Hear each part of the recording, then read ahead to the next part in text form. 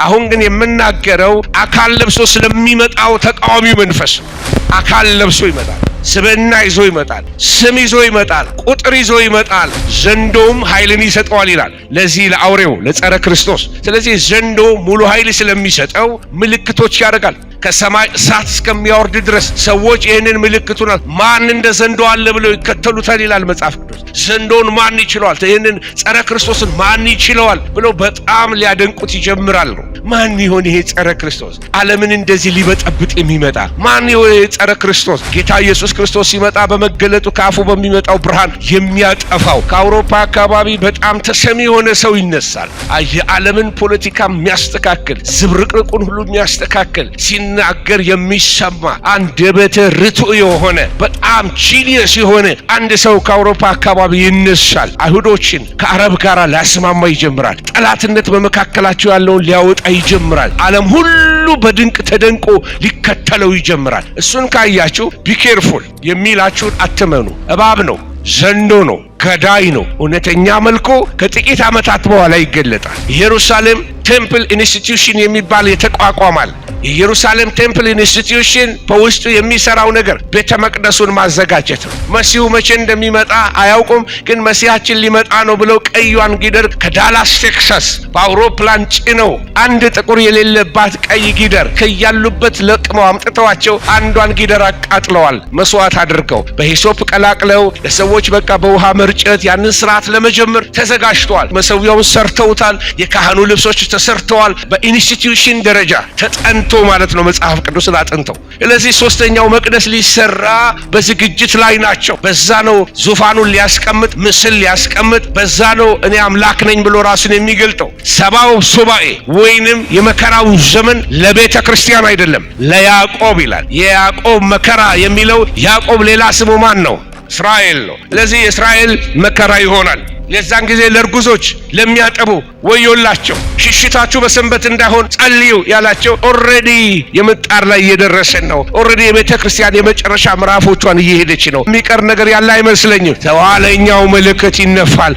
በጣም አስከፊ ቀን፣ በጣም ጨለማ ቀን፣ ፍጥረተ ዓለም የሚናወጥበት ቀን፣ ሰዎች ሞትን ይሻሉ ሞትን የማያገኙበት ቀን፣ 42 ወራት በእነዚህ በጊንጦች የሚነደፉበት አስጨናቂ ቀናት፣ ሞት የሚመኙበት ሞት የማያገኙበት ቀን፣ በጣም የከፋ ቀን ይሆናል። የመከራው ዘመን ይላል መጽሐፍ ቅዱስ።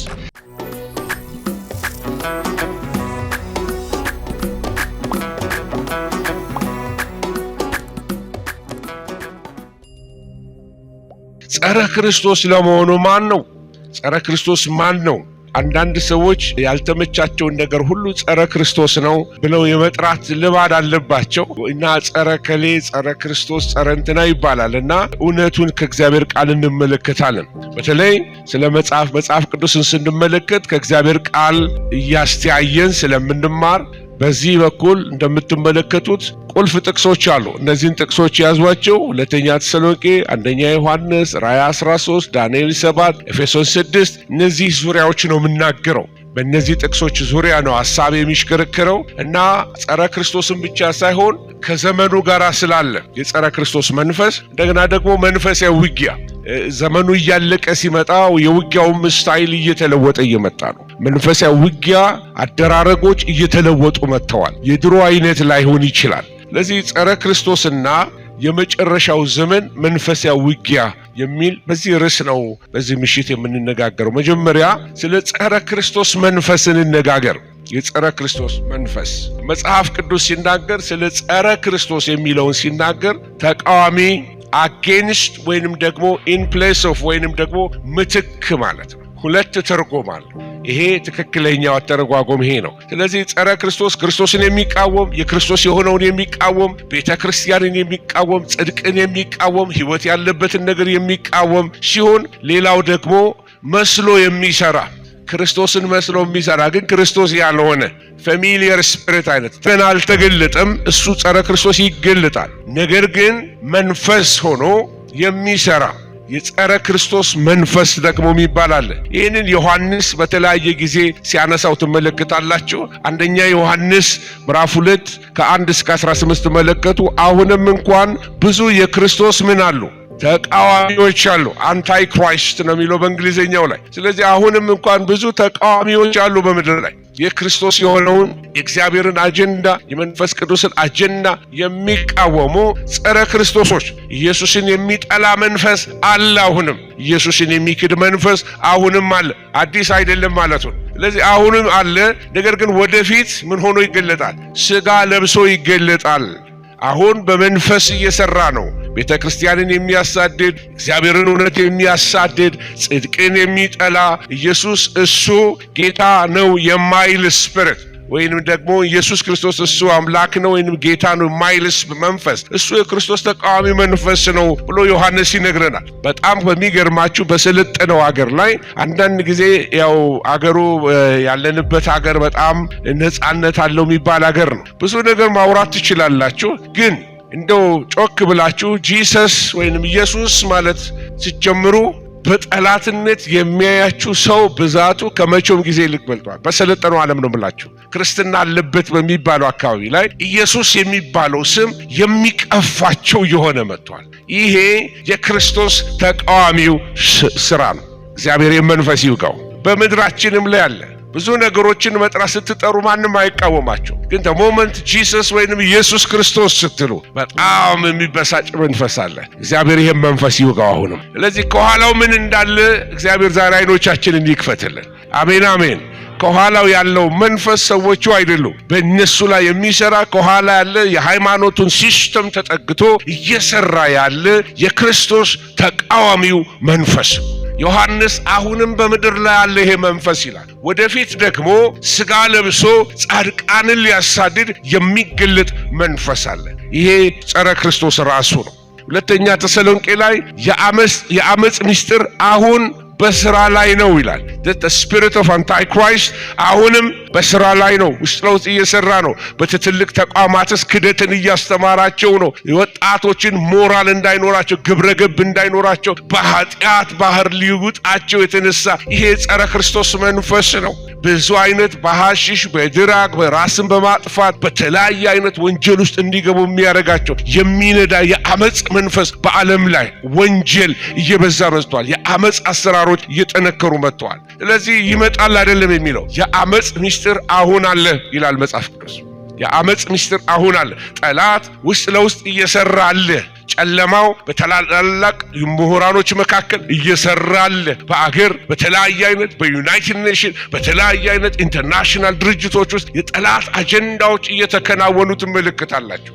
በ2026 አንድ አጀንዳ ዩናይትድ ኔሽን ያወጣው አጀንዳዎች አሉ። እነዚህ አጀንዳዎች አንዱ እያንዳንዱ የዓለም ትምህርት ቤቶች የጾታ ትምህርት በሚል ብዙ ነውሮችን ወደ ወጣቶች ልጆች ገና ከህፃንነታቸው እንዲማሩ የጾታ ጉዳይ የአይዴንቲቲ አንድ ሰው ወንድና ሴት ብቻ ላይሆን ይችላል። ስለዚህ አንድ ሰው ሁለት ፐርሰናሊቲ ሊኖረው ይችላል፣ ወንድም ሴትም ሊሆን ይችላል ብሎ የሚል መረዳት፣ እንደዚህ አይነት ግራም ያጋባ መንፈስ እግዚአብሔር ይህን መንፈስ ይውጋው።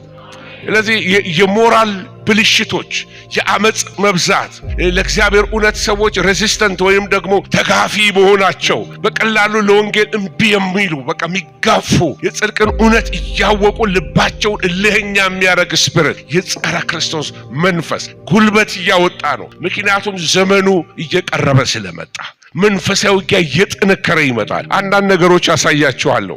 የኢየሱስ ክርስቶስን አምላክነት ይክዳል። ይሄ መንፈስ በስራ ላይ ነው ብያችኋለሁ። የኢየሱስ ክርስቶስን አምላክነት የሚክድ አንድ ለብዙ ዓመት የማውቀው ሰው በአንድ ከተማ እኔ ከምኖርበት ፈረንሳይኛ የሚናገሩ ሌሎች ፓርት አለ። እዛ ያለ ሰው የቤተ ክርስቲያን ሽማግሌ ሆኖ ብዙ ዓመት ኖሯል። ምን እንደነካው አላውቅም። አንድ ቀን ደወልኩለት። ስደውልለት ኢየሱስ ክርስቶስ አምላክ ለመሆኑ ማስረጃ ስጠኛለኝ። ደነገጥኩኝ። ያስደነገጠኝ ምንድነው? የቤተ ክርስቲያን ሽማግሌ ሆኖ የኖረ ሰው ነው። እና አንድ ጥያቄ ጠየቀኝ። ለመሆኑ በኢየሱስ ስም ታምር ይደረጋል ወይ አለኝ። የት ነበርክ ነው ያልኩት። የት ነበርክ?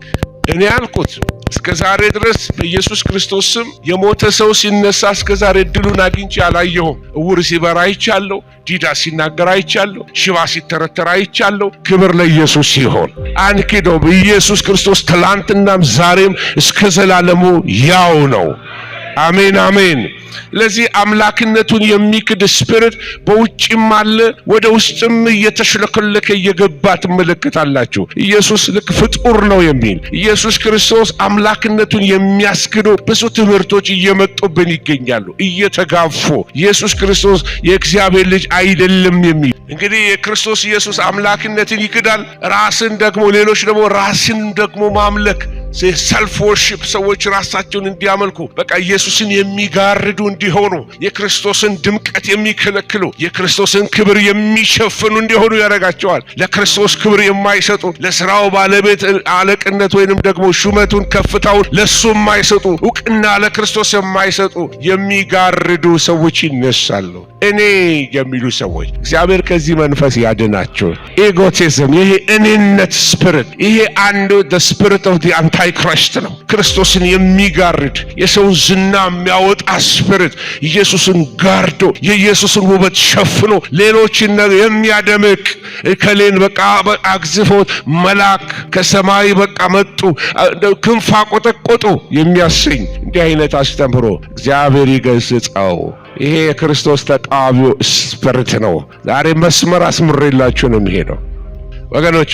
ስለዚህ ጸረ ክርስቶስ የተባለው በስብናው ስትመለከቱት የሚነሳው ይሄ በስብናው ስትመለከቱ ከንጥቀት በኋላ የሚነሳ መንፈሱ አሁን እየሰራ ነው ብያቸዋል። ሰዎችን ወደ ኃጢአት የሚነዳ ቤተክርስቲያንን የሚያሳድድ የቤተክርስቲያንን በረከት የሚከለክል ቤተክርስቲያን እንዳትሰፋ ወንጌል እንዳይበዛ ሰዎች ወደ እግዚአብሔር መንግስት እንዳይጨመሩ የሚያደርገው የክርስቶስ ተቃዋሚው መንፈስ አለ። በዚህ ዓለም እየሰራ ያለ በሁሉ ቦታ እየሰራ ያለው አለ። አሁን ግን የምናገረው አካል ለብሶ ስለሚመጣው ተቃዋሚው መንፈስ ነው። አካል ለብሶ ይመጣል፣ ስብዕና ይዞ ይመጣል፣ ስም ይዞ ይመጣል፣ ቁጥር ይዞ ይመጣል፣ ተናጋሪ ሆኖ ይመጣል። ይሄንን ማንነቱ ስብዕናውን ነው ላሳያችሁ ፈልገው። መቼ ነው የሚነሳው? ከንጥቀት በኋላ ነው የሚነሳው። አንዳንዶች ተወልዷል ይሉኛል። አይ ዶንት ኖ አላውቅም። ነገር ግን ጸረ ክርስቶስ ቤተክርስቲያን ከተነጠቀች በኋላ እንደሚመጣ መጽሐፍ ቅዱስ ያስተምረናል። ከመነጠቅ በኋላ የሚነሳ ነው። ሌላው ከታደሰ ወይንም ሪቫይቭድ ሮማን ኤምፓየር ወይንም ደግሞ ጠዋት እንዳስተማርኳችሁ ከዛ ምስል እግሮቹን ታስታውሳላችሁ። ጠዋት ነበራችሁ አይደለም? ብዙዎቻችሁ ከምስሉ ስር ግማሹ ሸክላ ግማሹ ብረት ከሆነው ከዛ ኪንግደም 10 መንግስታት ይዞ ከሚነሳው ከዛ መንግስታት ውስጥ ሊሆን ይችላል። እና ይሄ ከዛ ከመጨረሻው ዘመን ላይ ጌታ መጥቶ ከሚያፈራርሰው ጌታ መጥቶ ዱቄት ከሚያደርገው መንግስት ከዛ ነው የሚነሳው። እና በማታለልና በአጋንንት ተጽዕኖ ኃይል ያገኛል። ምን ማለት ነው? አጋንንታዊ ኃይል አለው። ስጋ ይሁን ሰው ለብሶ መስሎ ይምጣ እንጂ ኃይል የሚያገኘው በአጋንንት ነው። ዘንዶም ኃይልን ይሰጠዋል ይላል ለዚህ ለአውሬው ለጸረ ክርስቶስ። ስለዚህ ዘንዶ ሙሉ ኃይል ስለሚሰጠው ምልክቶች ያደርጋል።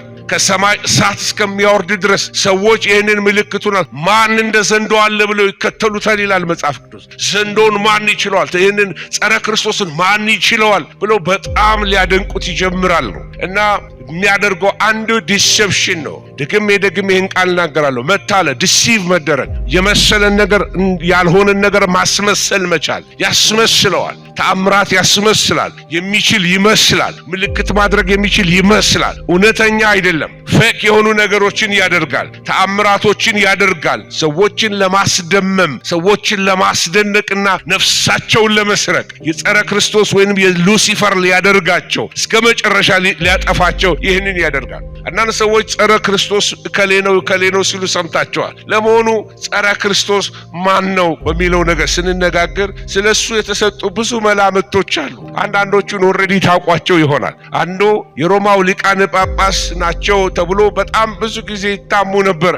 እና ምናልባት እሳቸውን ምናልባት ከጠረጠሩ ላይቀር ምናልባት እንደው ቢያስኬድ ጠራጊው መንገድ ጠራጊው አላህ ሐሰተኛው ነቢይ በሚለው በዛ ውስጥ ቢጠቀለል ምናልባት ጥሩ ሙከራ ሊሆን ይችላል። አልፎ ከሚያደርጉት ነገር የተነሳ አንዳንዶች ኔሮ፣ ሂትለር፣ ጎርባቾቭ፣ ፑቲን የዓለም መንግስታት አልቀሩ ተራ በተራ ጸረ ክርስቶስ እያሉ ይጻፍባቸዋል፣ ገስ ያደርጋሉ። መላምቶች ናቸው፣ ትክክለኞች ናቸው ማለት አይደለም። ሰዎች ያሏቸው ናቸው። ማን ይሆን ይሄ ጸረ ክርስቶስ? ዓለምን እንደዚህ ሊበጠብጥ የሚመጣ ማን ይሆን ይሄ ጸረ ክርስቶስ? ጌታ ኢየሱስ ክርስቶስ ሲመጣ በመገለጡ ከአፉ በሚመጣው ብርሃን የሚያጠፋው ናፖሊዮን ግን እሱም አይደለም። ሌሎች ደግሞ የአሜሪካ ፕሬዝዳንቶች ተራ በተራ ደርሷቸዋል። ሬጋን አልቀራቸውም፣ የአውሮፓ መሪዎችም አልቀሩም። የተለያየ አይነት ሰዎች ተጠርተዋል። ከሞቱ ሰዎች አሁን ከተባሉ ሳዳም ሁሴንን አንድ ሰሞን ላይ ጸረ ክርስቶስ ነው። አሜሪካኖች የሚቃወማቸውን ሁሉ ጸረ ክርስቶስ ማለት ይወዳሉ። ያ ትክክለኛ አመለካከት አይደለም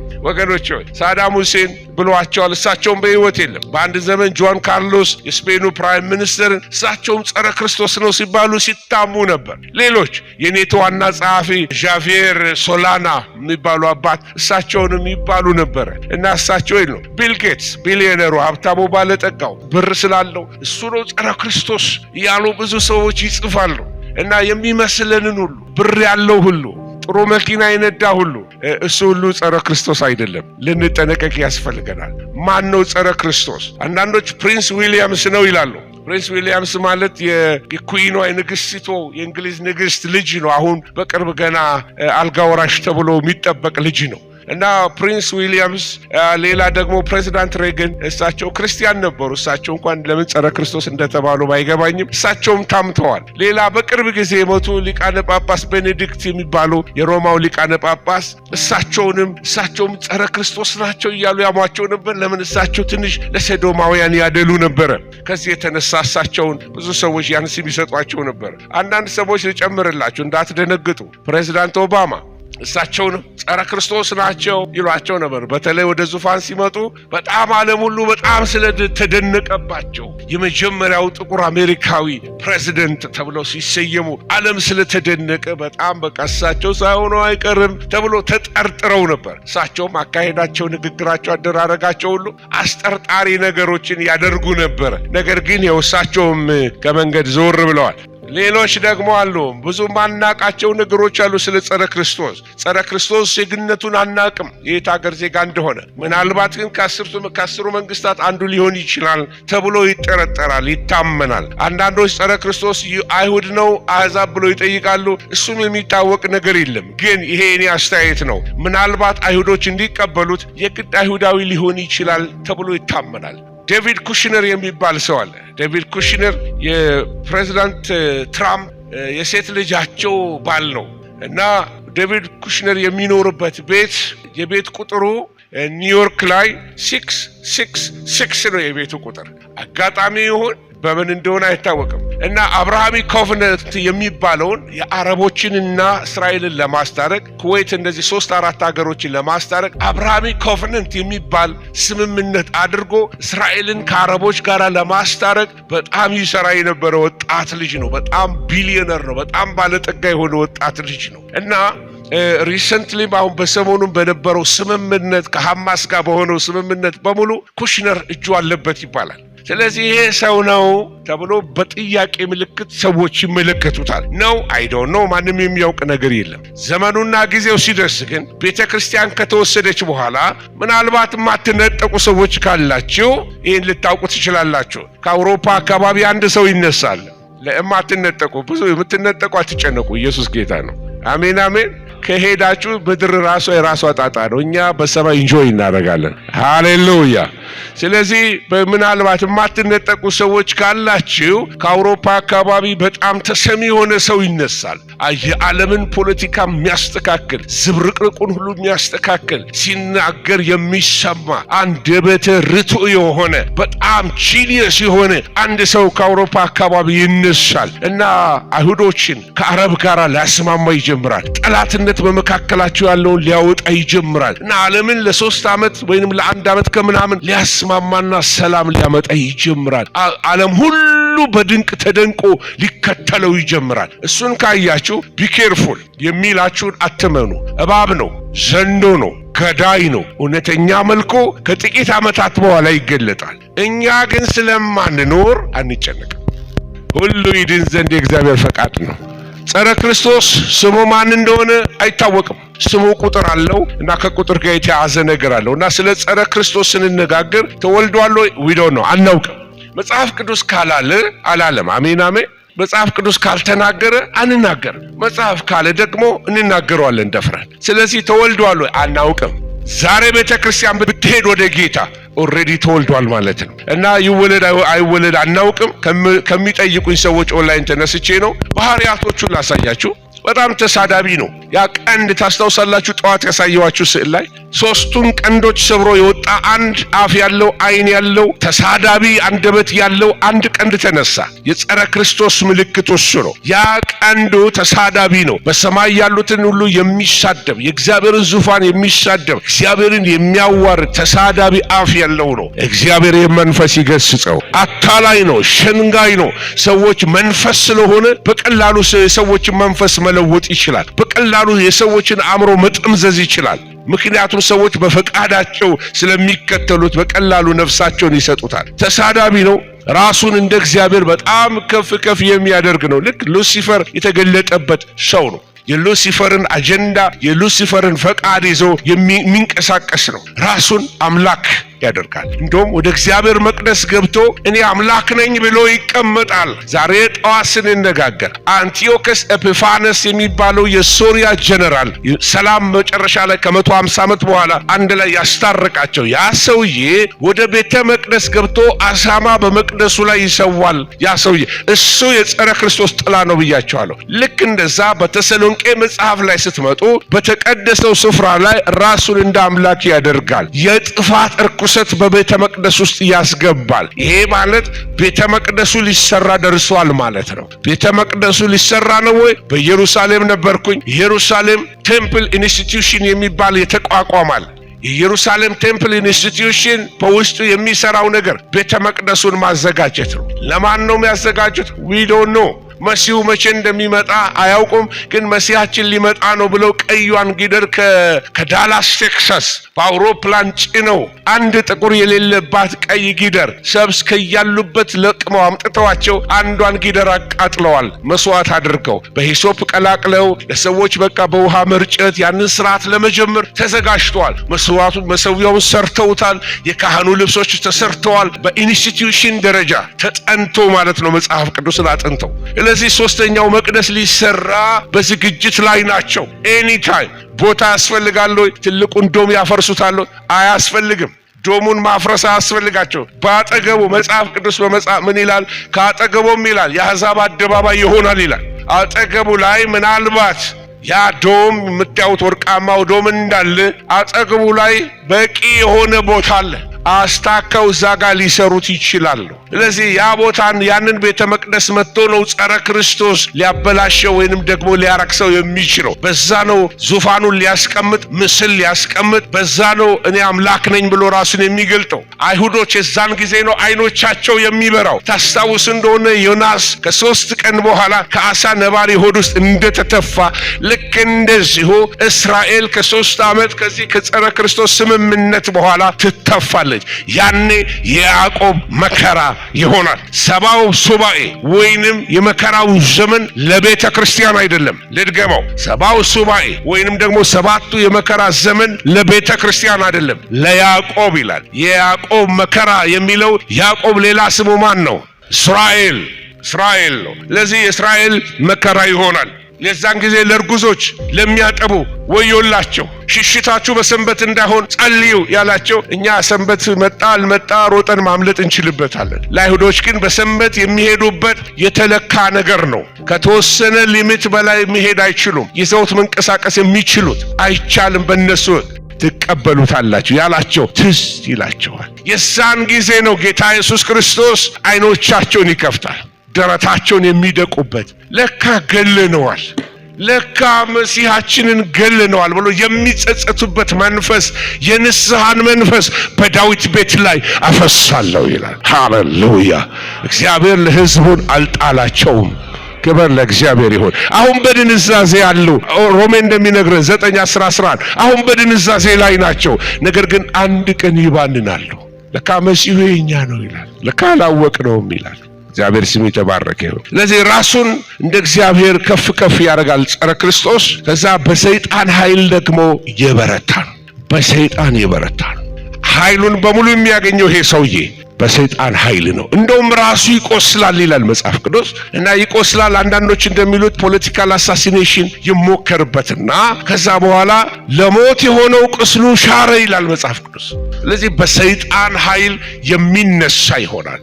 ሙሉ ለሙሉ ሰይጣን ማኒፌስት የሚያደርግበት አፉ ይላል ሲናገር እንደ ዘንዶ ነው ይላል መጽሐፍ ቅዱስ። ተሳዳቢ ይሆናል፣ ተራጋሚ ይሆናል። በቃ በዛ ዘመን የሚያሳድዳቸው አይሁዶች ወደ 144,000 አይሁዶች ይታተማሉ። ሃሌሉያ! እግዚአብሔር ትልቅ ነው። ሁለቱ ነቢያቶች አሉ። ምናልባት ሁለቱ ነቢያቶች 144,000ን የሚያሰማሩ ይሆን ብዬ ጥያቄ ምልክት አደርጋለሁ። እነዚህ ሁለቱ ነቢያቶችን ይገላቸዋል እና ዓለም ሁሉ እያያቸው በሶስተኛው ቀን ብድግ ብለው ወደ ላይ ይነጠቃሉ እና ዓለም ሁሉ እያያቸው የሚለው ጥቅስ አንዳንዶች ይሄ የሳተላይት ቲቪ መሆን አለበት ይላሉ። ሳተላይት ቲቪ ማለት አሁን ምናልባት አንድ ነገር ኢየሩሳሌም ቢሆን በዓለም ዙሪያ ላይቭ አታዩትም? ላይቭ ታዩታ ዓለም ሁሉ እያያቸው ወደ ላይ ተወሰዱ ይላል። አሁን ቴክኖሎጂው ደርሷል። ክብር ለእግዚአብሔር ይሁን። ዓለም ሁሉ እያያቸው ሰው ሁሉ ያውቃል። ኢየሩሳሌም ያሉ እነዛ ለ3 ቀን መንገድ ላይ የተጣሉት ሁለቱ ነቢያቶች ሲገደሉ ዓለም ሁሉ ያውቃል። ሲነሱ ዓለም ሁሉ ያውቃል። ሃሌሉያ! ስለዚህ ይሄ ሰውዬ በሰይጣን ኃይል ስለተነሳ 144,000ን ማጥፋት ይፈልጋል። 144,000 ሊደመስሳቸው ይፈልጋል። 144,000 በአንድም በሌላ ካለቁ በኋላ በ14 እና በመጽሐፍ ቅዱስ ላይ ወደ ኋላው ምዕራፍ ላይ ስትመለከቱ 144,000 ከበጉ ጋራ በጽዮን ተራራ ሲዘምሩ ይላል። ሰይጣን ጊዜው እንዳለቀ አውቆ በታላቅ ቁጣ ወደ ምድር ወረደ ይላል። ዋው! ለዛ 144,000 ተሰውተው ያለፉ ቁጥሩን አንወስድም ብለው የሞቱ የጸረ ክርስቶስ መንግስት ያንቀጠቀጡ ሐዋርያው ጳውሎሶች ናቸው። አንዱ ጳውሎስ ተነስቶ ለዓለም እንዲህ በረከት ከሆነ 144,000 አይሁዶች በመንፈስ ቅዱስ ሲታተሙ አስቧቸው። ሃሌሉያ! መሲሁን ለማገልገል ራሳቸውን የሰጡ ለመሲሁ የሚታረዱ በመንፈስ ቅዱስ የተሞሉ በድንቅ በተአምር ይህንን የጸረ ክርስቶስ መንግስት የሚያንቀጠቅጡ በቃ መጨረሻ በእነሱ ላይ ይነሳል፣ ያጠፋቸዋል፣ በስጋ ይገላቸዋል። እነሱ ግን ከጌታ ጋር በጽዮን ተራራ ላይ አብረው ይዘምሩ ነበር ይላል። ሃሌሉያ! ለዚህ በሰይጣን ኃይል የሚነሳ የመንፈስ አሰራር ነው።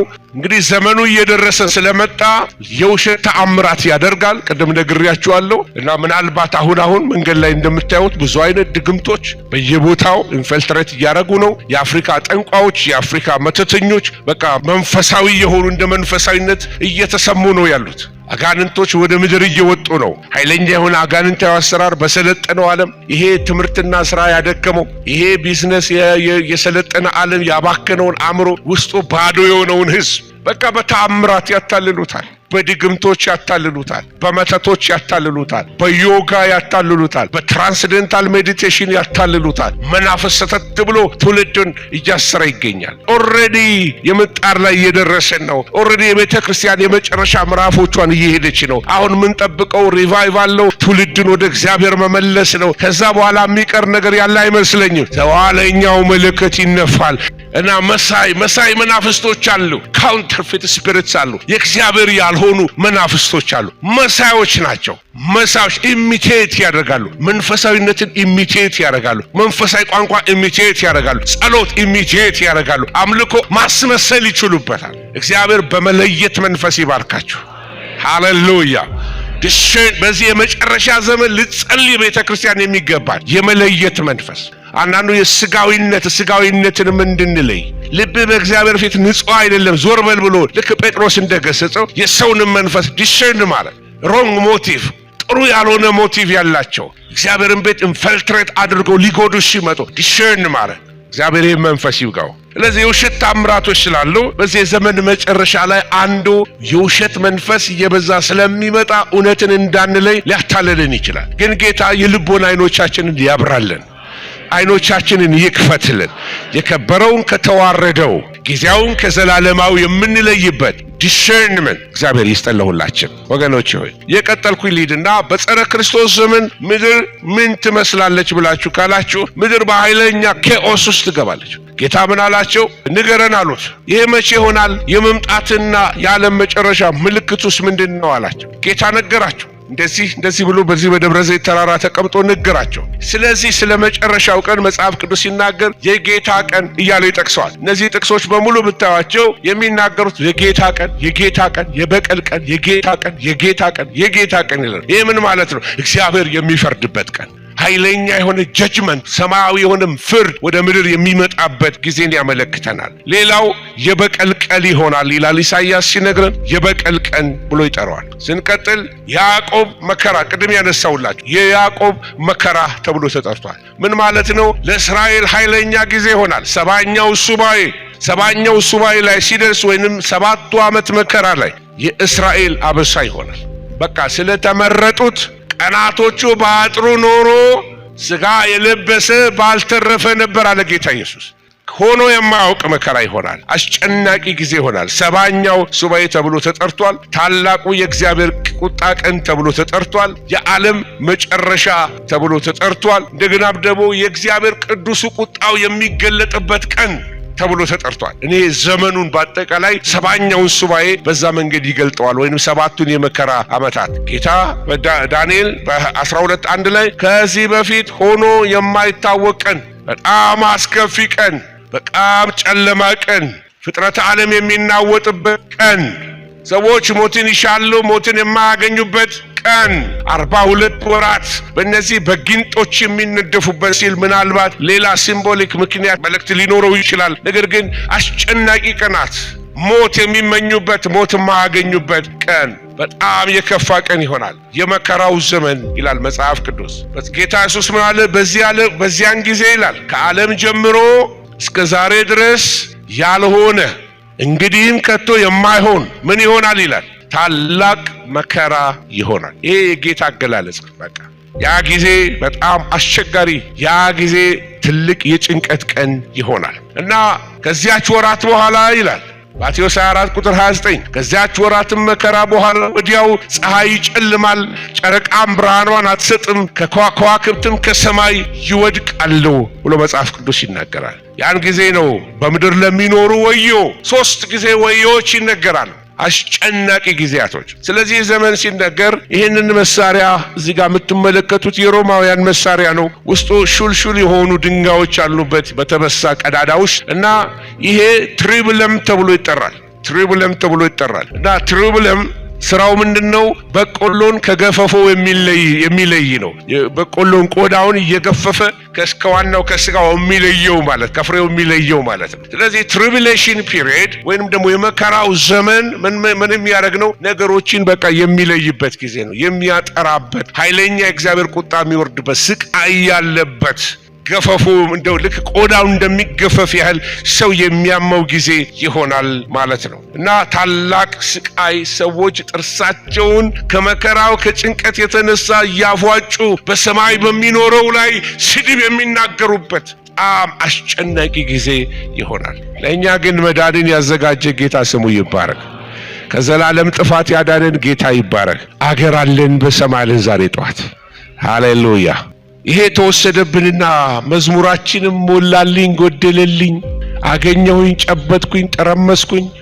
ጽዮንን ረሳን፣ አገራችንን ረሳን። ሃሌሉያ ኢየሱዋ። አሜን አሜን። እስቲ ባሮሃባ በሉ ዛሬም በሸማዶናይ አሜን አሜን። በጌታ ስም የሚመጣ የተባረከ ነው።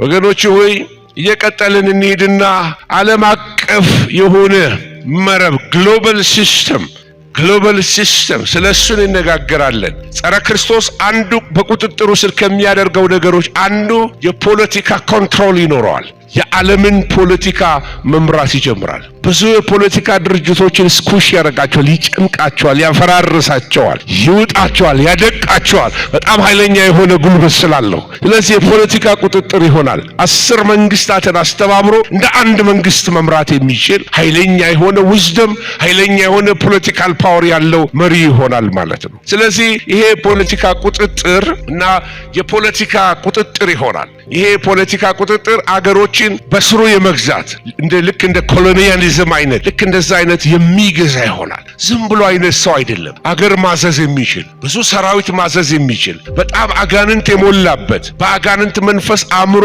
በጣም የላቀ በጣም በክፉ መንፈስ የሚነዳ በውስጡ የርህራሄ ምንም ዘር የሌለው ጨካኝ ጨካኝ የሆነ ክርስቲያን የሚጠላ ቢኖር በተለይ መንፈስ ቅዱስ ቤተክርስቲያንን ከወሰዳት በኋላ የሚቀሩ ወይንም ደግሞ በዛ ዘመን ጌታን የሚቀበሉ እውነትም ለካ ወንጌል እውነት ነው ብሎ ወደ ጌታ የሚመለሱ እነሱን ሊያጠፋቸው ይነሳል። በዛን ጊዜ አምናለሁ ጌታን እቀበላለሁ ተብሎ ብቻ አይዳንም። የዛን ጊዜ ቁጥሩንም አለመውሰድ ግዴታ ነው። ቁጥሩን መውሰድ የዘላለም ድነትን ያሳጣል። የቀጠልኩኝ ሊድና የፖለቲካ ቁጥጥር ይኖረዋል፣ የኢኮኖሚ ቁጥጥር ይኖረዋል። የአውሬው ምልክት አንዱ እሱ ነው። የኢኮኖሚ ማንም ሊገዛ ማንም ሊሸጥ የማይችልበት ቁጥር ይሰጣል። ያለዛ ቁጥር መግዛትም መሸጥም አይቻልም። ስለዚህ ኢኮኖሚውን ይቆጣጠራል፣ ፖለቲካውን ይቆጣጠራል። እሱ ብቻ አይደለም፣ ሃይማኖቱንም ይቆጣጠራል። ሃይማኖት ብዙ ነገር ለመግዛት ይጠቅመዋል። በተለይ ዓለም አቀፋዊቷ ታዋቂዋ ቤተክርስቲያን በጣም ትመቸዋለች። በሮም ከተማ መካከል የምትገኝ ሌላ አንድ ከተማ አለ። ስሟን አልጠራውም፣ እናንተ ፈልጋችሁ ወቋል። ብዙ የሃይማኖት ሰዎች የሚኖሩባት መንደር አለች። እዛ ከተማ ሮጣችሁ ብትገቡ የሮም ፖሊስም አይዛችሁ። ምክንያቱም ራሱን የቻለ ኪንግደም ነው፣ ራሱን የቻለ መንግስት ነው፣ የካህናት አገር ናት። እና የሃይማኖቱን ስፒሪት በቀላሉ ኮንትሮል ሊያደርገው ይችላል። ዓለምን ማዘዝ ይችላል እዛ ላይ ተቀምጦ።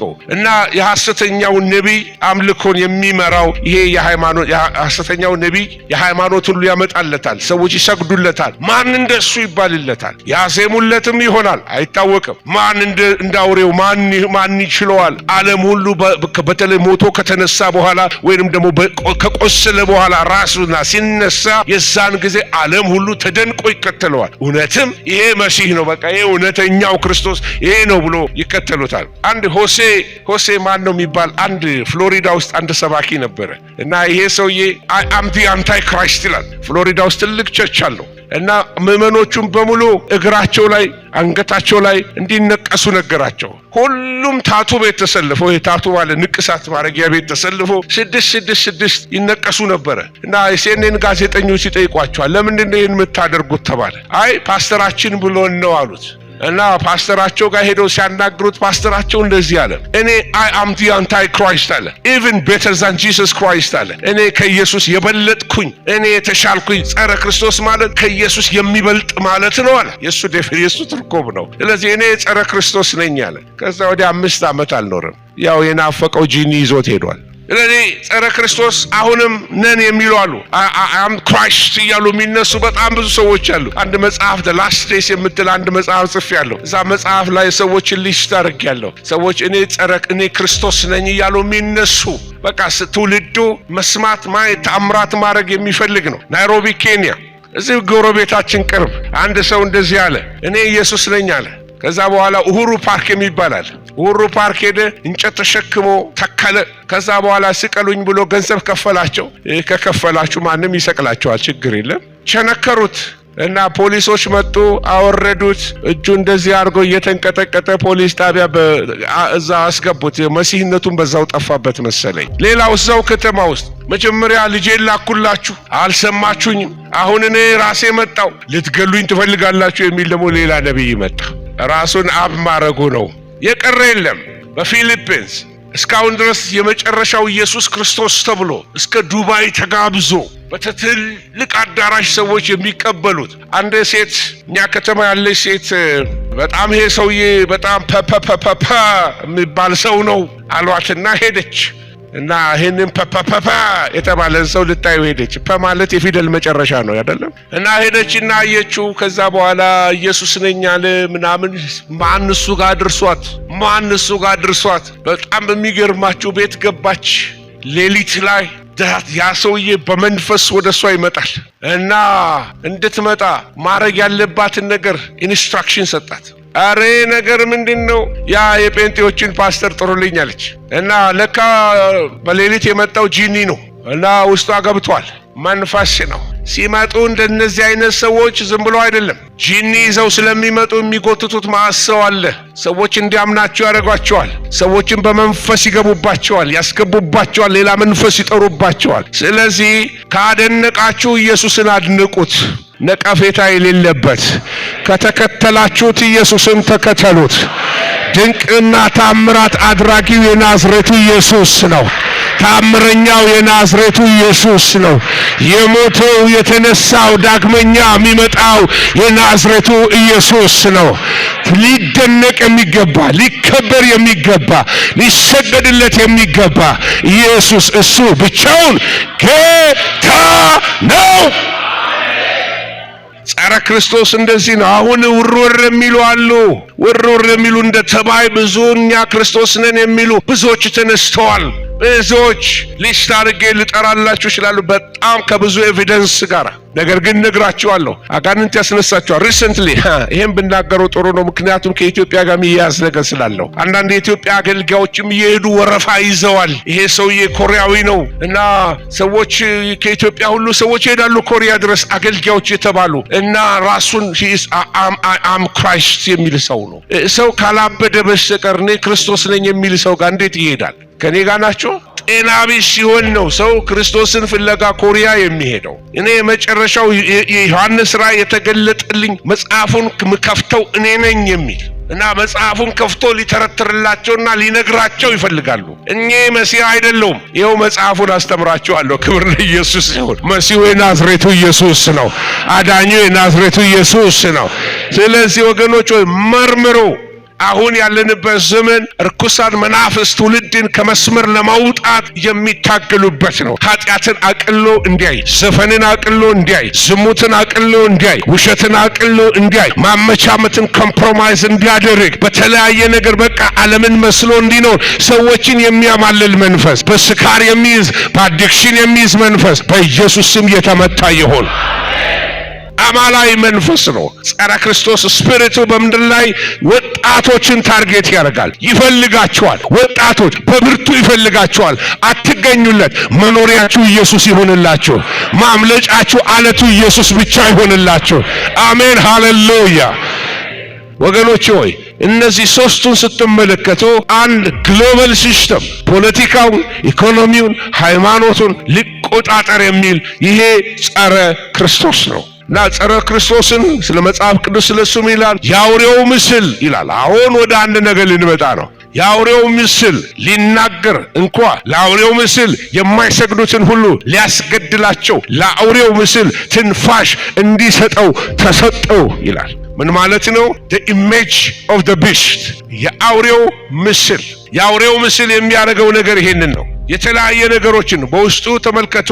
የሚናገር ነው፣ ትንፋሽ ያለው ነው፣ ምልክትን ያደርጋል። ምልክት የሌለው እንዳይገዛ እንዳይሸጥ ያደርጋል። ጥበብ አለው። ምን ይሆን ይሄ? አንዳንድ ሰዎች ብዙ ነገር አላቸው። የአውሬው ምስል ኮምፒውተር ነው ወይ ብሎ ይጠይቃሉ። አርቲፊሻል ኢንቴሊጀንስ ነው ወይ ብሎ ይጠይቃሉ። ሌላ አይነት ነገሮች አሉ። ምንድነው? አንድ እንግሊዝ ሀገር የነበረች ዶሊ የምትባል አንዲት በግ ነበረች። ከአንድ ሴል የተፈጠረች ላቦራቶሪ ውስጥ ነው የተፈጠረችው። አንድ ሴል ወስደው ከሷ በግ አድርገው ሰሯት፣ በላቦራቶሪ ውስጥ ማለት ነው። እና ሁለንተናዋ አይደንቲካል ናት። ከወሰዱት ሴሉን ከወሰዱት ማለት ነው። ባዮሎጂ ሰዎች ልታውቁ ትችላላችሁ። እና ልክ እንደዛ ምናልባት ይሄ ክሎኒንግ የሚባል ነገር፣ ክሎኒንግ ማለት እኔን የመሰለ ሰው ድምፁ፣ ቁመቱ፣ ሁለንተናው እኔን የመሰለ ሰው ከኔ አንድ ሴል በመውሰድ በላቦራቶሪ የመፍጠር ነው። እግዚአብሔር ይባርካቸው። ፕሬዚዳንት ቡሽ ክልከላ አደረጉ። ይሄ በፍጹም በተቀደሰው ስፍራ የጥፋት ርኩሰት ሲቆም ማለት እግዚአብሔር በፈጠረው ቴሪቶሪ ውስጥ እየገባችሁ ስለሆነ ክሎኒንግ አይፈቀድም ብለው ፕሬዚዳንት ቡሽ ከለከሉ። ከዛ በኋላ ፕሬዚዳንት ኦባማ መጡና ያን ነገር አነሱት ማለት ነው። የራሳቸው ፓወር ስላላቸው በዘመናቸው ላይ እና በአውሮፓ ላይ ሰዎችን ለመፍጠር ኃይለኛ ጥረቶች እያደረጉ ነው ያሉ። ሰውን ለመፍጠር ወይም የሰውን ኮፒ ከአንድ ሴል ክሎኒንግ ይባላል። በበግ ሞክረውታል። ዶሊ ትባላለች። የሚገርመው ጥቂት ዓመት ከኖረች በኋላ በትንትኗ ወጥቶ ነው የሞተችው። በትንትኗ። ምክንያቱም ይሄ እግዚአብሔር ያልፈጠረው ነገር እግዚአብሔርም ይመታዋል። እግዚአብሔር ስም የተባረከ ይሁን። እና ምን ይሆን ይሄ የአውሬው ምስል? ኮምፒውተር ነው ወይስ የሆነ ነገር? እሱ በጣም አነጋጋሪ ነገር ነው። አርቲፊሻል ኢንቴሊጀንስ ሲባል ሰምታችኋል። ሪሰንትሊ በጣም በዓለም ዙሪያ እየተወራለት ያለ ምንድነው የሚባለው? ሰው ሰራሽ ክህሎት በአማርኛ ሰው ሰራሽ ክህሎት የሚባል በጣም የዓለምን ቴክኖሎጂዎች የለዋወጠ አዲስ ቴክኖሎጂ በዓለም ላይ እየመጣ ነው ያለው እና ስለሱ በጣም ብናገር ለአንዳንዶቻችሁ አዲስ ስለሚሆንባቸው ወደፊት እስቲ እነዚህን ቶፒኮች ወስዳችሁ እናንተ ተመልከቷቸው። አርቲፊሻል ኢንቴሊጀንስ ምንድነው ብላችሁ ጉግል አድርጋችሁ እስቲ እናንተ አጥሩ እና እመረምረው ጀመር። ኖ አጋንንት ማለት እንዲህ ማለት ነው፣ ሰው ማለት እንዲህ ማለት ነው እያለ ሊያስረዳኝ ጀመረ እና በውስጡ ግን ለብዙ ፐርፐስ ለብዙ ዓላማ ሰው ሊጠቀምበት የሚችል ጉዳትም ሊፈጥር የሚችል ፖቴንሻል ያለው አርቲፊሻል ኢንቴሊጀንስ እየተሰራ ነው ያለው። ስለዚህ በአርቲፊሻል ኢንቴሊጀንስ ለምሳሌ የእናንተ አደራ ፖለቲካ አድርጋችሁ እንዳትወስዱብኝ ፋይዳ የምትባል ወረቀት አለቻችሁ።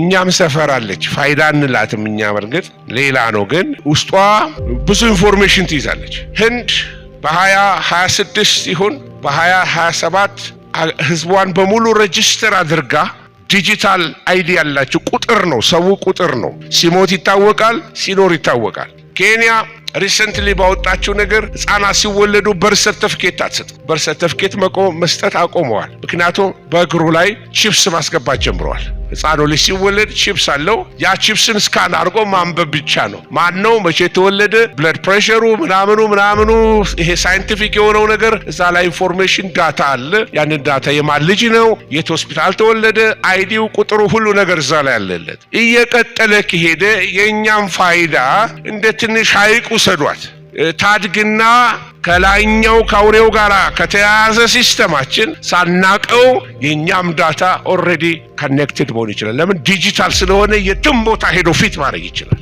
የትም ሀገር ላይ ሰው ያ ዲጂታል ኢንፎርሜሽን ማግኘት ይችላል። ስለዚህ አትውሰዱ ነው ያልኩት አላልኩም። በደንብ ስሙኝ።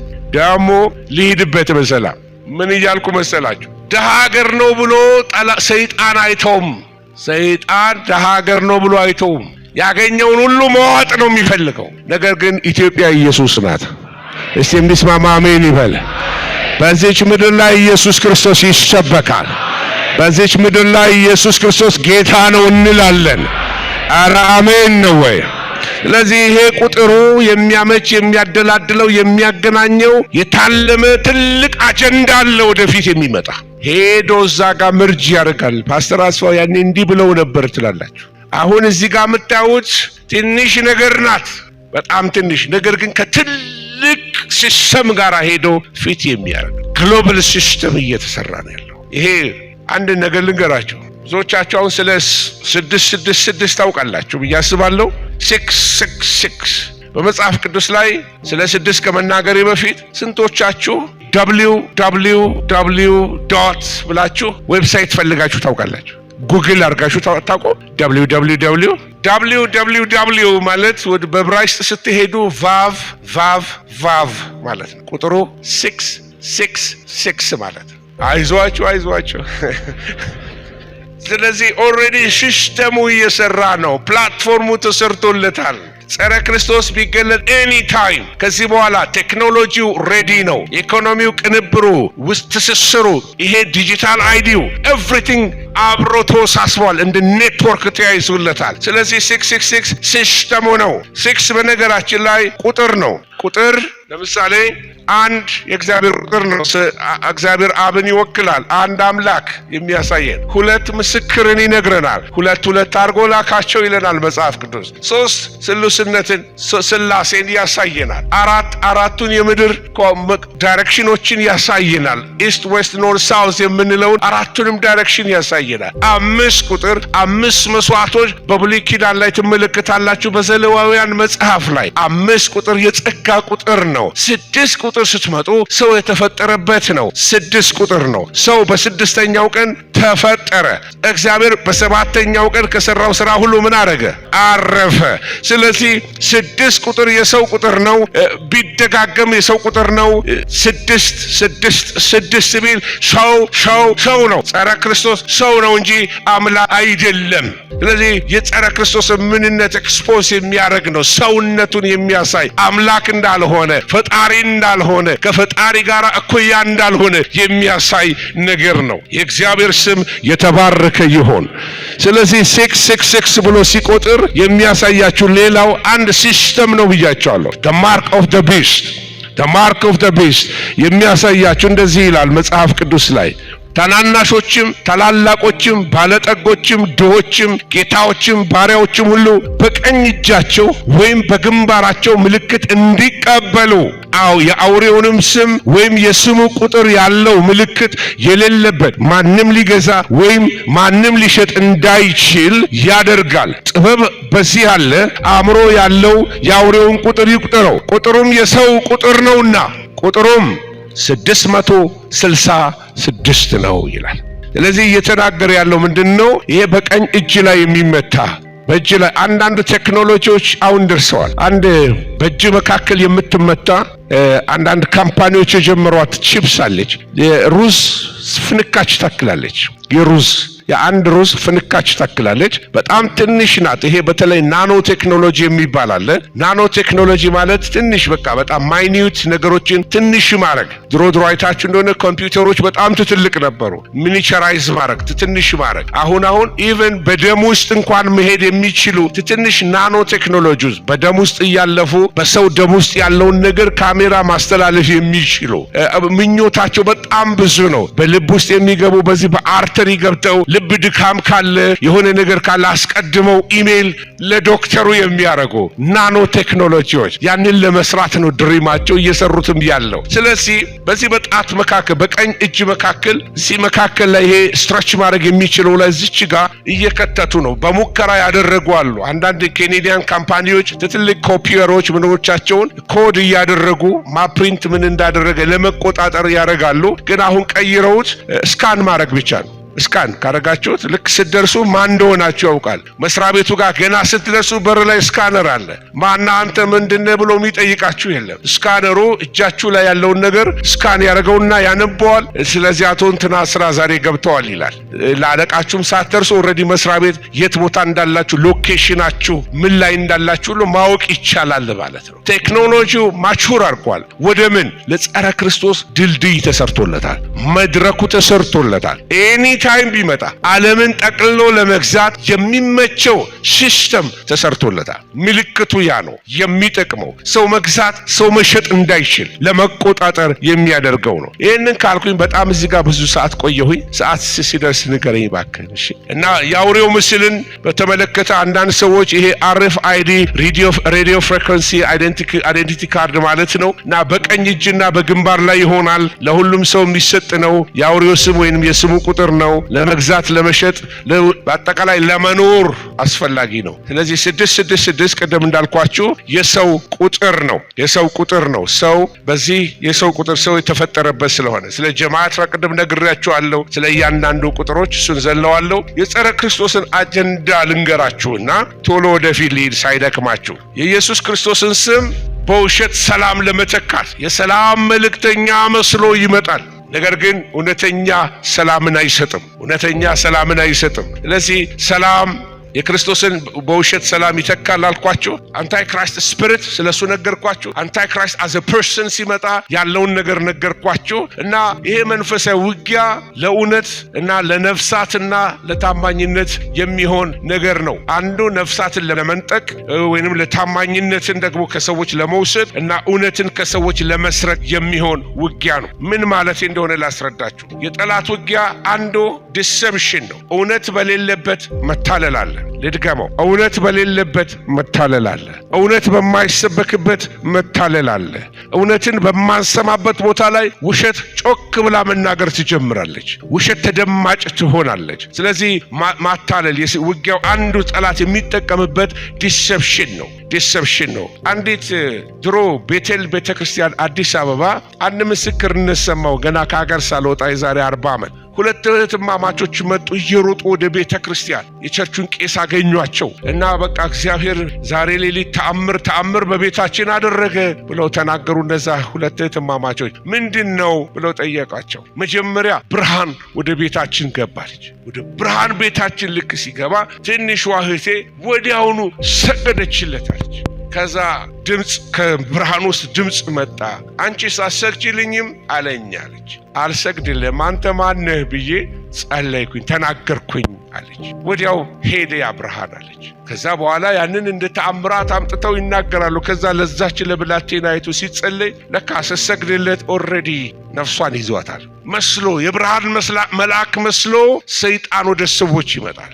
ዲሲቨር ነው አንዱ ሰው አታላይ ነው ሰይጣን። እግዚአብሔር መንፈስ ይገስጸው እንዳትታለሉ። አንዳንድ ሰዎች በጣም በይሄ የነፍስ ጉዳይ ስጋዊና አእምሯዊ የሆነ መንፈሳዊ ውጊያ ኢንተርፕሬቴሽን አላቸው። በዚህ ጋር ሲወጋኝ ሰይጣን ነው፣ በዚህ ጋር ሲወጋኝ ደግሞ እግዚአብሔር ነው የሚል ሰው አንድ ሰው ነበር እና ወጋቶች ሁሉ ትርጉም አላቸው ለሱ ማለት ነው። ወገኖች መንፈሳዊ ነገር እንደዚህ አይደለም። መንፈሳዊ ነገር ከመንፈሳዊ ነገር ጋር አስተያይተን አይደለም የሚለው መጽሐፍ ቅዱስ እንጂ ስሜታችን ብዙ አደጋ ሊያመጣብን ይችላል። ሌላው አንዱ ጠላት የሚጠቀምበት ማታለል ነው። ዲሲቭ ያደርጋል፣ መስሎ ይመጣል፣ እውነተኛ አይደለም። ነገር ግን እኛን ወጥመድ ለማስገባት ያስመስላል። ሌላው ፍርሃትና ተስፋ መቁረጥን ይዘራል። በህይወታችሁ ውስጥ ፍርሃት ዝም ብሎ የሚላችሁ ሰዎች ካላችሁ በኢየሱስ ክርስቶስ ስም እግዚአብሔር የፍርሃት መንፈስ አልሰጠንም። ራስን የመግዛት መንፈስ ነው እግዚአብሔር የሰጠን። ፍርሃት መንፈስ ነው። ኢትስ ስፒሪት መንፈስ ነው። ፍርሃት መንፈስ ነው። ፍርሃትን የምንዋጋው ደግሞ በፍቅር መንፈስ ነው። እግዚአብሔር በእኛ ውስጥ ያስገባው የፍርሃት መንፈስ ሳይሆን የምን መንፈስ ነው ይላል? የፍቅር መንፈስ ነው። ፍቅርን በፍቅር መንፈስ የፍርሃትን መንፈስ እናስወጣዋለን። ፍጹም ፍቅር ፍርሃትን ምን ያደርገዋል? ያስወጣዋል ወይም አስወጥቶ ይጥለዋል ይላል። ስለዚህ ማናቸውም ፍርሃት በኢየሱስ ስም የተነቀለ ይሁን። በሰዎች ላይ ያለ ፍርሃት ቢኖር የጨለማ ፍርሃት፣ የዘመን ፍርሃት፣ የሁኔታ ፍርሃት፣ ጭንቀት በኢየሱስ ስም የተመታ ይሁን። አንዱ የሰይጣን መዋጊያ መንገድ ስለሆነ ነው። ሌላው ፈተናዎችን መደርደር፣ ማሰናከል፣ ቅዱሳንን እና የተለያየ አይነት የማይሆን አይነት ካቨነንትና ኪዳን ውስጥ እንዲገቡ ከማይሆኑ ሰዎች ጋር እንዲጣመሩ ማድረግ፣ ይሄ አንዱ የጠላት የውጊያ ስልቶች ናቸው። ቅዱሳንን መክሰስ የወንድሞች ከሳሽ ምን ሆነ ይላል መጽሐፍ ቅዱስ? እስቲ ተጣለ በሉ። አሜን አሜን።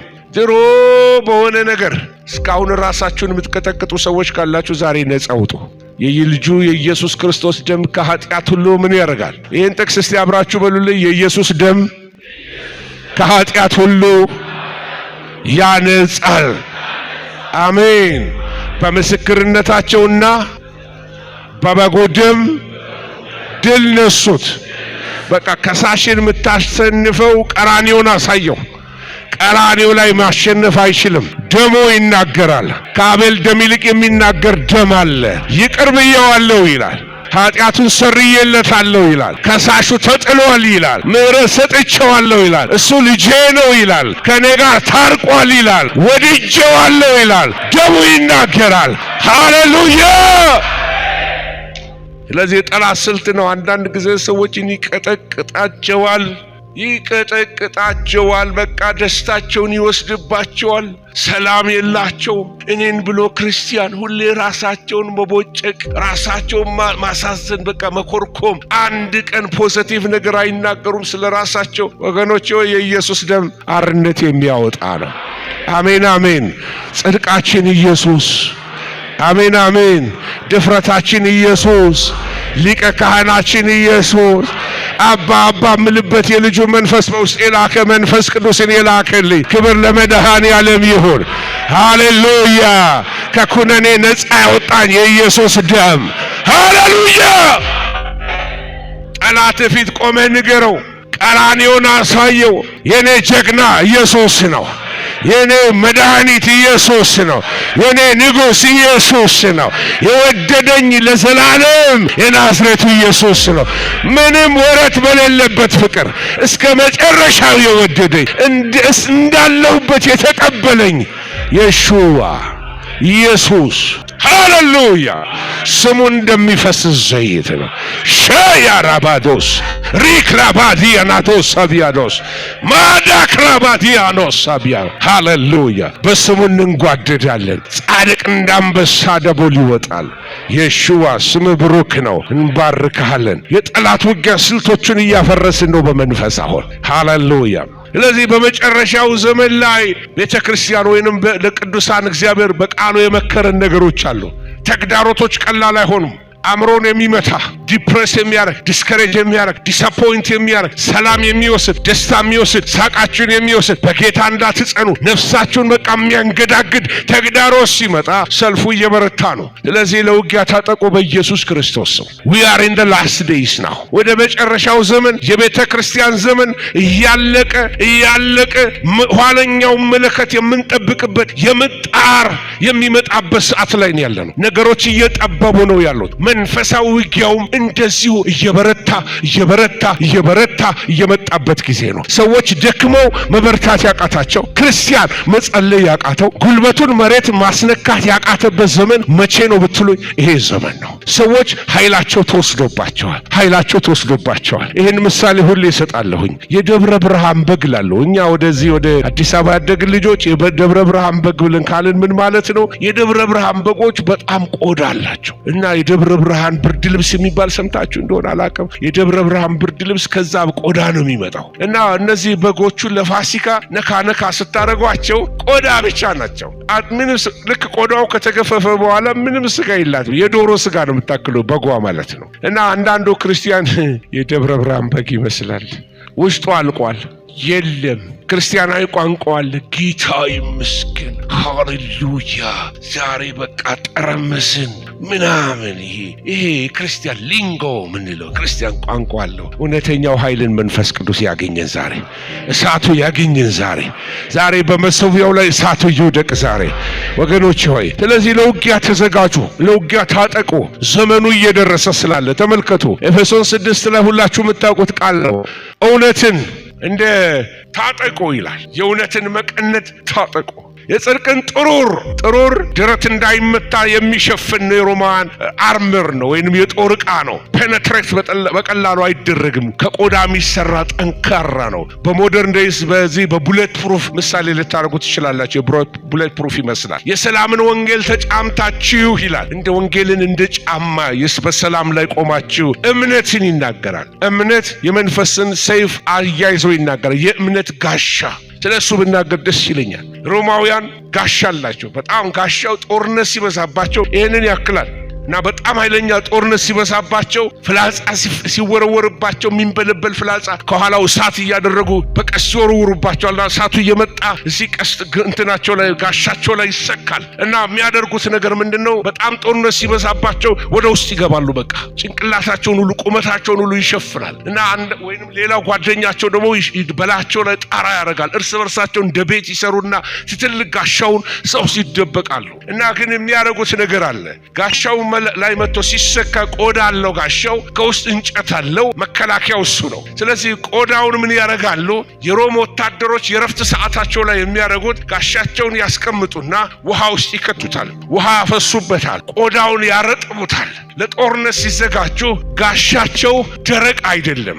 ምክንያቱም ቀስት መጥቶ የደረቀ ቆዳ ካገኘ የሚንበለበለው ፍላጻ ያነደዋል። ካነደደው እነሱንም በሳት ይመታቸዋል፣ ውስጥ ይቃጠላሉ። ስለዚህ የሚያደርጉት ነገር ምንድነው? ጋሻቸው ስትሮንግ ነው። መጽሐፍ ቅዱስ ደጋግሞ የሚነግረን ስትሮንግ የሆነ እምነት እንዲኖረን ይነግረናል። ጠንካራ እምነት፣ ሃሌሉያ። በጠላት ፍላጻ የማይበሳ፣ በዲስከሬጅመንት የማይመታ፣ በሰው ምላስ የማይደነግጥ፣ ሃሌሉያ፣ በሰው ዛቻ ስፍራ የማይለቅ ጠንካራ እምነት ያለው፣ በፍላጻ ሲመታ ንቅንቅ የማይል፣ በእግዚአብሔር ታመንኩ አልፈር። ሃሌሉያ። እግዚአብሔር ይረዳኛል፣ ሰው ምን ያደርገኛል? በእግዚአብሔር የታመነ እምነቱም እግዚአብሔር የሆነ በውሃ ዳር እንደተተከለ ዋው እምነት በእግዚአብሔር ይሁንልህ። ዛሬ በኢየሱስም እምነታችን ይርጠብ። ዛሬ በኢየሱስም በጠላት ፍላጻ የማይቃጠል እምነት፣ በትንሹ በትልቁ ላይ የማይሰነካከል ማንነት በውስጣችሁ ይግባ በኢየሱስ ስም። ስለዚህ እውነትን፣ ጽድቅን፣ ሰላምን እያልን ቀጥልን። ከዛ የመዳንን ራስ ቁር አድርጉ። ይሄ እንዳይመታ፣ ይሄ ከተመታ አለቀልህ። ይሄ መጠበቅ አለበት። የመዳንን ራስ ቁር አድርጉ። ሲወረወር ፍላጻ በቃ ጎልያድ የተመታው እቺ ፍላጻ ስላከለለችው ነው። ብዙ ጃይንቶች የሚወድቁት በዚህ ምክንያት ነው። አእምሯቸው ከተያዘ ለምንም አይጠቅሙ። ልባችሁን ጠብቁ፣ ከምትሰሙት ተጠበቁ። የውስጥ ጉልበታችሁን የሚመታው የምትሰሙት ቃል ነው። ከማጋ ትውላላችሁ? የማንን ቃል ትሰማላችሁ? ምን አይነት ወንጌል ትሰማላችሁ? ምን አይነት መጽሐፍ ታነባላችሁ? በአለት ንቃቃት በገደል መሸሸጊያ ያለሽ ርግብ ሆይ ድምፅሽን አሰሚኝ፣ መልክሽ መልካም ነው፣ ፊትሽን አሳየኝ፣ ድምፅሽን አሰሚኝ ይላታል። ቤተ ክርስቲያንን ጌታ ይፈልጋታል። ውጊያውን ጋሻዋን የጣለች ቤተ ክርስቲያን፣ ሰይፏን የጣለች የመንፈስን ሰይፍ ያዙ፣ እሱም የእግዚአብሔር ቃል ነው። ኤፌሶን 6:17 ሰይፏን የጣለች ቤተ ክርስቲያን፣ ሙሽራ ልብሷ ጭምልቅልቅ ያለ ዝርክርክ ያለች ኦርጋናይዝድ ያልሆነች፣ ሐሳቧ ያልተሰበሰበ፣ ራእይዋ ያልተሰበሰበ፣ ምዕመኖቿ ስርዓት የሌላቸው፣ መጸለይ የማይወዱ፣ የሚወዱት ቲክቶክ፣ የሚወዱት ዩቲዩብ፣ የሚወዱት ኮንሰርት፣ የሚወዱት በቃ ሶኮል ነቢይ በየአገሩ ሲሄድ እናገራለሁ። እኔ ጥንጥጥ ያልኩ ጴንጤ ነኝ። ከኔ ጋር ናችሁ? ሃሌሉያ! አላፍርበትም። ጥንጥጥ ያልኩ ጴንጤ ነኝ። ነገር ግን ካውንተርፊት መንፈስ አልወድም። ሱዶ ክርስቲያኒቲ መሳይ ኃይለ ቢስ ባዶ ይሆን አገር አቋራጭ ነቢያቶች አሏቸው። ተንበርክካ አትጸልይም እሷ ነቢይ እንትና መቼም የኔን ነገር አሸክመዋል። ጸልይልኝ፣ ራስሽ ጸልይ፣ ራስሽ ጸልይ። ሰነፍ እግዚአብሔር ሰነፍ አይወድም። ሰነፍ አይወድም እግዚአብሔር። ጸሎት የሚጠላ ጸሎት ያቅለሸልሸዋል። 2 ሰዓት ሲኒማ ያህል 2 ሰዓት ስብከት መስማት አይችልም። ያቅለሸልሸዋል ስብከት። ነቢያቶች ከሌሉ የማይጣፍጣቸው ብዙ አሉ። ነቢይ እንትና ይመጣል አዳራሽ ግጥም። በቅርብ ከዶክተር ጋር ሌላ አንድ ዘማሪ የታወቀ ዘማሪ ጋር ሐዋሳ ላይ ተገናኝተን ስንጫወት የሚያስቅ ነገር ነገረኝ። ፓስተር አለኝ፣ እንዴት ነው አለኝ አለ። ለአገልግሎት ልንጠራ ፈልጌ ነበር። እሺ እና እንዴት ነው ትንቢት ትናገራለህ አለኝ አለ። አይ አልናገርም አልኩት አለ። ህዝብ እኮ ትንቢት ይወዳል፣ አለዛ ይደብራል አለኛል። ይሄ አይነት ምናምንቴ መንፈስ እግዚአብሔር ጉባኤ ላይ አይጠቅምም። ጠራርገን እናውጣዋለን። ክብር ለእግዚአብሔር ይሁን። ጸልይ፣ ራስህ አንተው ራስህ ፊቱን ፈልግ። በሰው ላይ አትደገፍ። ለአንተ እግዚአብሔር እንጀራ አባትህ አይደለም፣ ይናገርሃል። እግዚአብሔር ድምፅ አለው፣ ይናገራል። በአንድም በሌላ ይናገራል። ሰው አያስተውለው። ችግራችን ግን እነከሌን ነው የምንፈልጋቸው። እነከሌ ካልመጡ ሰማይ የሚከፈት አይመስለንም። እግዚአብሔር በዙፋኑ አለ። ክብሩን ለማንም አይሰጥም። ክብር ለእግዚአብሔር ይሆን። ስለዚህ ይህንን የመዳን ራስ ቁርህን አድርግ። እንዳትመታ በካውንተርፊት ስፒሪት እንዳትመታ፣ በተላላፊ ጂኒ እንዳትመታ። አንተ የልዑል እግዚአብሔር ባሪያ ነህ። አሜን አሜን። ራስን ጠብቅ። ትልቅ ሰው ነህ። በመንፈስ ቅዱስ የታተምክ ደስቲኒ ያለህ ኤተርናል ደስቲኒ ያለህ ክቡር እሱ ነህ። ስለዚህ ተራ በሆነ ነገር እንዳትታለል። አሜን አሜን። ስለዚህ ከዚህ ከጸሎት አደባባይ የሚያስጠፋ ኃይል የቢስ የሚያደርግ የጦር ዕቃ ያለበሰ ክርስቲያን እንዳትሆን። ጦር ዕቃ አልበስ። ለመጨረሻው ፍልሚያ መዘጋጀት። ስፍራህን እንዳትለቅ። በስፍራ ቁም። ጠላትን ተዋጋው፣ አስለቅቀው። ከቤትህ አባረው፣ ከዘሮች ላይ አባረው፣ ከምድሪቱ ላይ አባረው። አለቃው መንፈስ እሰረው። በአንተ ያለ በዓለም ካለ ይበልጣል። ይሄ ሰራዊት ቢስማማ እግዚአብሔር ተአምር ያደርጋል በዚህ ምድር ላይ። አሜን አሜን ሃሌሉያ። ጆን ኖክስ የሚባል ሰው ነበረ። እንደዚህ ብሎ ጸለየ። እግዚአብሔር ሆይ አለ፣ ስኮትላንድን ስጠኝ ወይንም ግደለኝ። እግዚአብሔር ሆይ ስኮትላንድን ስጠኝ ወይንም ግደለኝ። እግዚአብሔር ሰማው። ሃሌሉያ። እግዚአብሔር ሰማው። ያችን ምድር በእጁ አሳልፎ ሰጠው። እና አንዳንድ ነገሮች ልንገራችሁ። በክርስቶስ ስልጣን እንዳላችሁ ላውጅላችሁ ነው። አይነው ሰዓት እንዲሄድ አውቃለሁ። በክርስቶስ ስልጣን አላችሁ። በደሙ ድል አለን። እስቲ አሜን በሉ። የመንፈስ ኃይል ሬዲ ነው። መንፈስ ቅዱስ ሬዲ ነው። ኃይል ያለብሳችሁ መንፈስ ቅዱስ ዝግጁ ነው። ከኛ የሚጠብቀው ነገር ንቃት፣ መትጋት፣ እምነት ጌታ ይጠብቃል። ዛሬ መንፈስ ቅዱስ ይቀስቅሰን። አሜን አሜን። እየጨረስኩኝ ነው። አሁን ጌታ በመምጣቱ ጊዜ በምጽአቱ ብርሃን የሚያጠፋው የክርስቶስ ተቃዋሚ መንፈስ አለ። ያንን መንፈስ ከመታው በኋላ ከምድር ላይ ካጠፋው በኋላ ርኩስ መንፈስን ከምድር ያስወግዳል ይላል መጽሐፍ ቅዱስ። ኢየሱስ ለ1000 ዓመት በምድር ላይ ይነግሳል። ጸረ ክርስቶስ እሱም ወደ ሲኦል ይወርዳል። አውሬው ዘንዶ ተያይዘው ይታሰራሉ።